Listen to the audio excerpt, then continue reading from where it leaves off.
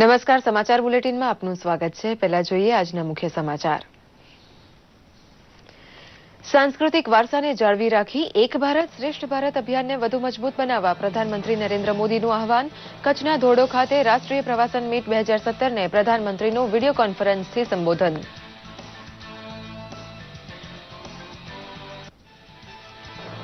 સમિટને સંબોધતા મુખ્યમંત્રી વિજય રૂપાણીએ ગુજરાતના પર્યટન ક્ષેત્રના વિકાસ માટે વ્યક્ત કરી પ્રતિબદ્ધતા.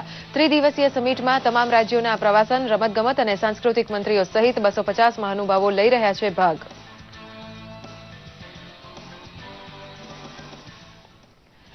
સુરતના જિગ્નેશ ભજીયાવાળાની ધરપકડ કરતું એન્ફોર્સમેન્ટ ડિરેક્ટરેટ. પોતાના 700 કર્મચારીની મદદથી કરોડોના કાળા નાણાંને સફેદ કરવાનો જિગ્નેશ પર આક્ષેપ.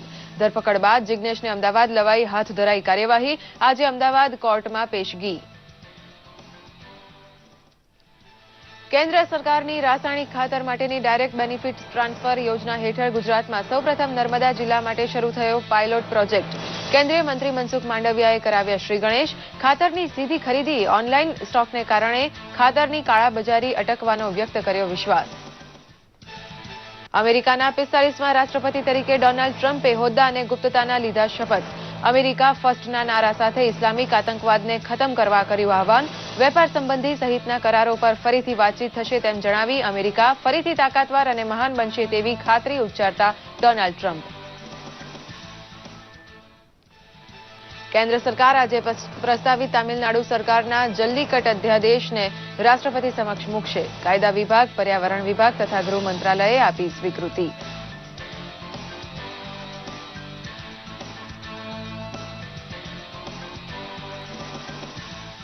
સમાચાર વિગતવાર જોઈએ.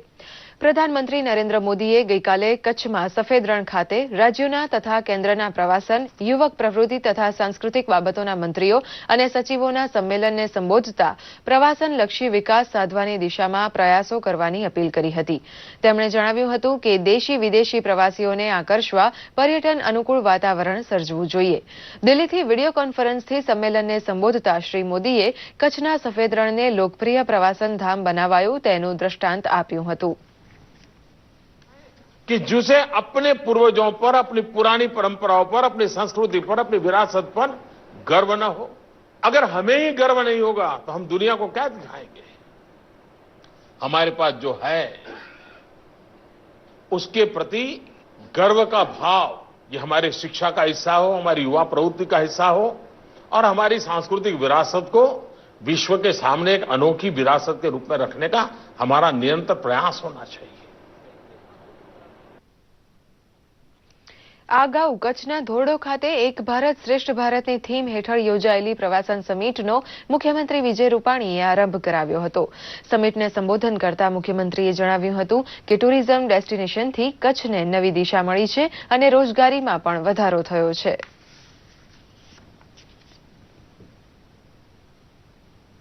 यहाँ सब फैमिली के साथ आते हैं, उस वक्त लगता है कि कच्छ नहीं देखा तो कुछ नहीं देखा. और मुझे पूरा विश्वास है कि इस कॉन्फ्रेंस में जो आप लोग पूरा भारत का टूरिज्म के डेवलपमेंट, पूरा स्पोर्ट्स का डेवलपमेंट के लिए आप चर्चा विचारणा करेंगे तो फिर दुनिया में ये नारा बनेगा कि भारत नहीं देखा तो कुछ नहीं देखा. तो उसी तरीके से एक कॉन्फ्रेंस की फलश्रुति आने वाले दिन में भी रहेगी, ऐसा मुझे विश्वास है. कच्छ में इस टूरिज्म के कारण बहुत सारी इंडस्ट्रीज भी डेवलप हुई है. कच्छ के यहाँ के स्थानिक हमारे लोगों को भी रोजी रोटी भी बहुत मिली है. एक सफल प्रयोग, एक नया टूरिस्ट डेस्टिनेशन आज गुजरात में प्रस्थापित हुआ है.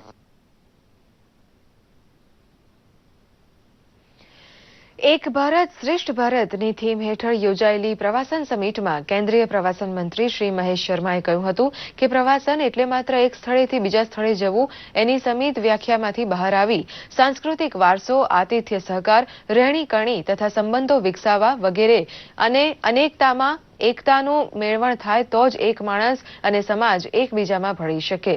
કેન્દ્રીય યુવા ખેલકૂદ મંત્રી વિજય ગોયલ પ્રવાસન, સાંસ્કૃતિક ખેલકૂદ વગેરેના એકબીજાના તાલમેલથી ભારતને શ્રેષ્ઠ બનાવવો જોઈએ તેમ કહ્યું હતું. તો યુવાનોને ખેલકૂદ તથા રમતગમત ક્ષેત્રે વધુ તકો આપીને શહેરોમાં રમતના મેદાનો પૂરા પાડવામાં આવે તથા રમતગમતનો વ્યાપ વધારવામાં આવશે તેમ કહ્યું હતું. रोजगार की युवाओं को और हमारी भारत की संस्कृति को देश के कोने नहीं विश्व के कोने में ले जाने का एक साधन बने, विदेशी मुद्रा अर्जन का साधन बने, उस योजना के तहत एक क्लासिकल उदाहरण है पर कच्छ का ये रण ऑफ कच्छ का ये उत्सव और इसका पर्यटन, जहां मैं समझता हूं कि विश्व के कोने कोने से लोग एक साल पहले बुकिंग कराकर यहां आते हैं और मैं समझता हूं कि जो लोग यहां आए हैं आज, मुझे खुशी है आज कि प्रधानमंत्री जी के आह्वान पर आज 19 मंत्री आज यहां पर आए हैं. देश में पहली बार कच्छ के अंदर ये जो युवा कार्यक्रम एवं खेल मंत्रालय और पर्यटन एवं संस्कृति मंत्रालय द्वारा ये जो कॉन्फ्रेंस रखी गई है, ये इसलिए रखी गई है ताकि दोनों मंत्रालय और इसके बाद और भी जो 4 मंत्रालय हैं, चाहे उसमें HRD शामिल होगा या हेल्थ शामिल होगा, ये मिलकर इस बात को तय करें कि हम अपने देश के अंदर युवाओं के लिए खेल, पर्यटन, संस्कृति इन सब को कैसे हम बढ़ावा दें, जिससे कि अंतर्राष्ट्रीय तौर के ऊपर हमारी जो विरासत है, हमारी जो संस्कृति है, हमारी जो खेल कूद है, उसको पहचाना जाए. जी ગઈકાલે મોડી રાત્રે અમદાવાદ એન્ફોર્સમેન્ટ વિંગે પ્રિવેન્શન ઓફ મની લોન્ડરિંગ એક્ટના ભંગ બદલ સુરતના ફાઇનાન્સર કિશોર ભજીયાવાળાના પુત્ર જિગ્નેશ ભજીયાવાળાની ધરપકડ કરી તેને અમદાવાદ લાવવામાં આવ્યો છે. વકીલ સુધીર ગુપ્તાએ જણાવ્યું હતું કે જિગ્નેશને જ્યુડિશિયલ કસ્ટડીમાં લઈ સાબરમતી જેલમાં મોકલવામાં આવ્યો હતો. ઈડીએ 10 દિવસના જિગ્નેશના રિમાન્ડ માંગ્યા હતા. આજે સવારે 11 વાગે જિગ્નેશને અમદાવાદ કોર્ટમાં રજૂ થવાનો છે.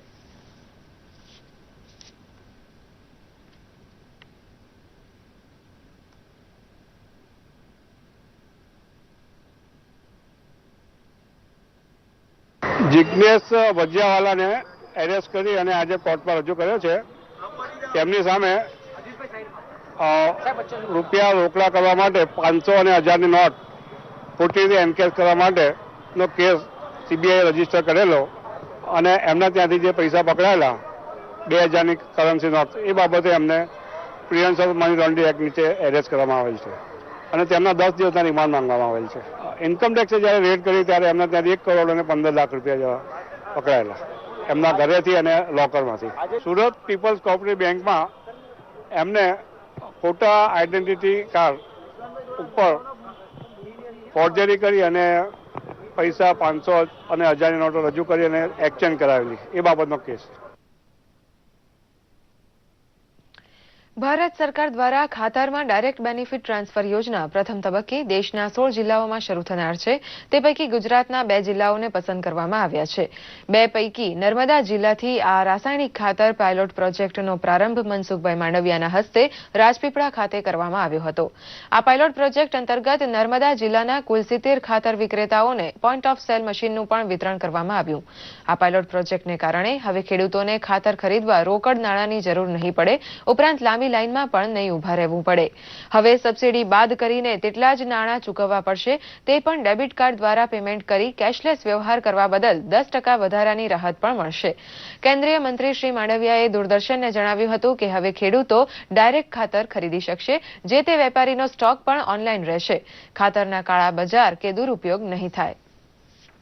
માધ્યમથી POS મશીનના માધ્યમથી પોતે ખાતર પણ ખરીદ્યું અને પોતાના ખાતાની અંદર કેટલી સબસિડી મળવાની છે, પોતાના ખાતામાં કેટલા પૈસા જમા થવાના છે, પોતાના એક ખાતરની બેગ ઉપર સરકાર કેટલા સબસિડી ચૂકવી રહી છે, એનાથી પણ આજે ખેડૂતોને માહિતગાર કરવામાં આવ્યા છે.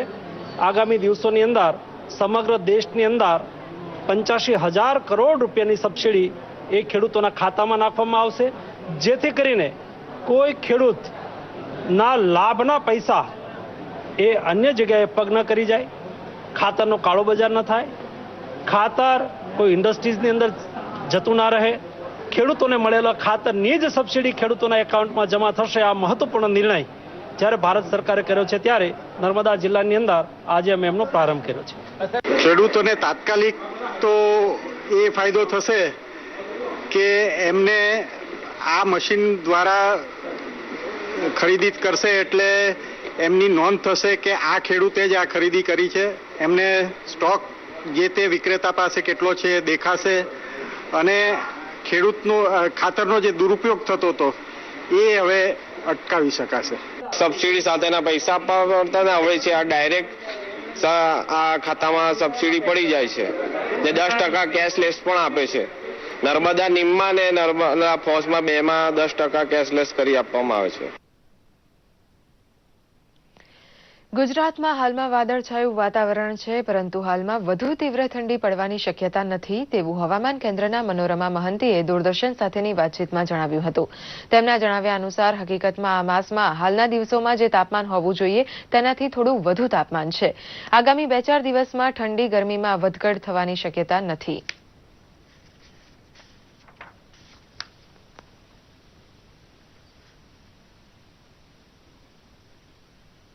अभी फिलहाल पूरे गुजरात में अपर लेवल में बहुत मॉइस्चर इनकर्सन है, क्योंकि वेस्टर्ली साउथ वेस्टर्ली विंड है अपर लेवल में. लोअर लेवल में तो हमारा नॉर्थ ईस्टर्ली विंड है, लेकिन ऊपर लेवल में विंड की वजह से मॉइस्चर बहुत आ रहा है और उसमें क्लाउड बन रही है. क्लाउड की वजह से मैक्सिमम टेम्परेचर जो दिन का highest temperature maximum temperature down जाएगी 1-2 डिग्री, लेकिन मिनिमम टेम्परेचर में कोई गिरावट होने का संभावना नहीं है. કેન્દ્ર સરકાર આજે તામિલનાડુ સરકારના પ્રસ્તાવિત જલ્લીકટ અધ્યાદેશને રાષ્ટ્રપતિ પાસે મોકલશે. કાયદા મંત્રાલયે જલ્લીકટ આયોજિત કરવા માટે અનુમતિ આપનારા તામિલનાડુના અધ્યાદેશને મંજૂરી આપી દીધી છે તથા રાષ્ટ્રપતિની મંજૂરી મળ્યા બાદ આ અધ્યાદેશ ફરીથી તામિલનાડુમાં જશે. ત્યારબાદ તામિલનાડુ સરકાર તેનો અમલ કરશે. આખા મુદ્દાનું નિરીક્ષણ કર્યા બાદ કાયદા મંત્રાલયે શુક્રવારે સાંજે અધ્યાદેશના મુદ્દાને મંજૂરી આપી હતી. દરમિયાન જલ્લીકટ મુદ્દા પર 1 સપ્તાહ સુધી નિર્ણય ન આપવા માટે કેન્દ્ર સરકાર સુપ્રીમ કોર્ટને અનુરોધ કર્યો હતો. જલ્લીકટના મુદ્દાથી તામિલનાડુના લોકોમાં તણાવની પરિસ્થિતિ ઊભી થઈ હતી. આ તણાવ વચ્ચે કેન્દ્ર સરકાર તથા રાજ્ય સરકારે આખો મુદ્દો ઉકેલવા પ્રયત્ન કર્યો હતો. કોર્ટે તમામ પરિસ્થિતિને ધ્યાનમાં રાખી કેન્દ્ર સરકારની અપીલને માન્ય રાખી હતી. કોર્ટના એટર્ની જનરલ મુકુલ રોહતગીએ કેન્દ્ર સરકારનો પક્ષ લીધો હતો. ગઈકાલે સાંજે અન્ના દ્રુમકના સાંસદોએ ગૃહમંત્રી રાજનાથસિંહની મુલાકાત લઈને સમગ્ર મામલે વિચારણા કરવા માટે જણાવ્યું હતું. ઉત્તર પ્રદેશ વિધાનસભાની ચૂંટણી માટે સમાજવાદી પક્ષે આજે 2 તબક્કે કુલ 210 ઉમેદવારોની યાદી જાહેર કરી છે. આ અગાઉ ગઈકાલે પાર્ટીએ 151 ઉમેદવારોની યાદી જાહેર કરી હતી, પરંતુ ગણતરીના કલાકોમાં 2 નામને રદ કરી દેવામાં આવ્યા હતા, જ્યારે 1 ઉમેદવારનું નામ બદલવામાં આવ્યું હતું. સાંજે એક નવી યાદી જાહેર કરવામાં આવી હતી, જેમાં 19 ઉમેદવારોના નામો હતા. જોકે સમાજવાદી પાર્ટી તથા કોંગ્રેસ વચ્ચે ગઠબંધન અંગેનું સસ્પેન્સ યથાવત રખાયું છે. પ્રથમ તબક્કાની ચૂંટણી માટે 63 ઉમેદવારોએ નામ દાખલ કર્યા છે. આ તબક્કા માટે ઉમેદવારોની કુલ સંખ્યા વધીને હવે 81 થઈ ગઈ છે. દરમિયાન રાષ્ટ્રીય લોકદળ રાલોદ, જનતા દળ યુનાઇટેડ તથા વિભિન્ન નાના પક્ષો સાથે તાલમેલ સાધી ઉત્તર પ્રદેશ વિધાનસભાની તમામ 403 બેઠકો પરથી ચૂંટણી લડવાનો નિર્ણય કર્યો છે. 70 વર્ષીય ડોનાલ્ડ ટ્રમ્પે અમેરિકાના 45મા રાષ્ટ્રપતિ તરીકે શપથ લીધા હતા. લગભગ 8 લાખ નાગરિકો વચ્ચે મુખ્ય ન્યાયાધીશે તેમને શપથ લેવડાવ્યા હતા. અમેરિકા ફર્સ્ટના નારા સાથે ટ્રમ્પે રાષ્ટ્રપતિ તરીકે પોતાનું રાષ્ટ્રજોગ સંબોધન કર્યું હતું. સાથે જ તેમણે કહ્યું હતું કે અમેરિકાનું હવે ફરીથી નિર્માણ થશે. ધરતી પરથી કટ્ટરપંથી ઇસ્લામિક આતંકવાદનો સફાયો કરવાનો પણ તેમણે સંકલ્પ કર્યો હતો. તેમણે અમેરિકન પ્રજાને સંબોધન કરતા જણાવ્યું હતું કે હવે પછી તમામ નિર્ણયો અમેરિકાના તથા અમેરિકન કુટુંબોના હિતમાં જ લેવાશે. વેપાર, વિદેશ તથા ઇમિગ્રેશન અંગેના નિર્ણયોમાં પણ મહત્વના ફેરફારો થશે.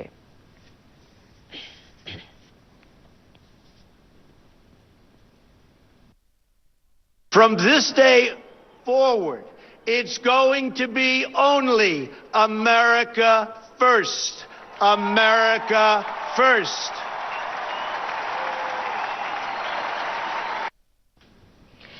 ડોનાલ્ડ ટ્રમ્પના શપથ ગ્રહણ પછી પ્રધાનમંત્રી નરેન્દ્ર મોદીએ ટ્વીટ કરીને તેમને અભિનંદન પાઠવ્યા હતા. પીએમ મોદીએ કહ્યું કે ડોનાલ્ડ ટ્રમ્પ અમેરિકાના રાષ્ટ્રપતિ પદ સંભાળવા બદલ આપને અભિનંદન. અમેરિકાને અત્યાર સુધી મળેલી તમામ ઉપલબ્ધિઓ કરતાં પણ વિશેષ ઉપલબ્ધિઓ અને સફળતા મળે તેવી શુભેચ્છા. ભારત તથા અમેરિકાના સંબંધોને વધુ મજબૂત બનાવવા માટે તમામ પ્રકારના સહયોગ આપવા ભારત તૈયાર છે. રાષ્ટ્રપતિ પ્રણવ મુખર્જીએ પણ નવનિયુક્ત અમેરિકન રાષ્ટ્રપતિને શુભેચ્છાઓ પાઠવી હતી. ટ્રમ્પના શપથ સમારોહમાં પૂર્વ પ્રધાનમંત્રી Barack Obama, Bill Clinton, George Bush, Jimmy Carter તથા પરાજિત ઉમેદવાર હિલેરી ક્લિન્ટન પણ ઉપસ્થિત રહ્યા હતા.